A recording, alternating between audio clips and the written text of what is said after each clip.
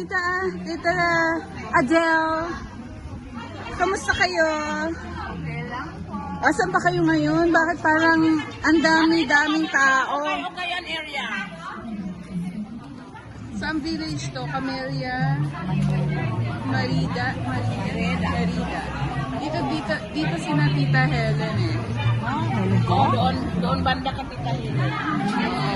Ang daming mga customers, buyers. Ang dami din mga tinda ng mga iba't ibang items. Merong clothes, merong food. Ayan, may food, may booth na food dito. May mga shorts, may painting over there.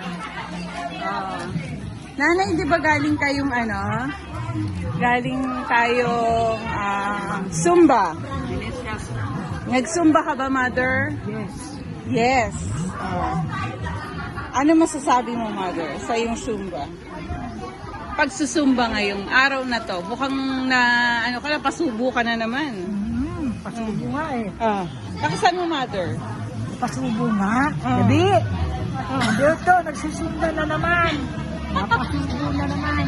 Ang sakit ng braso ko. Yung kaliwa. Sa una lang yan, di ba, Tita Adele?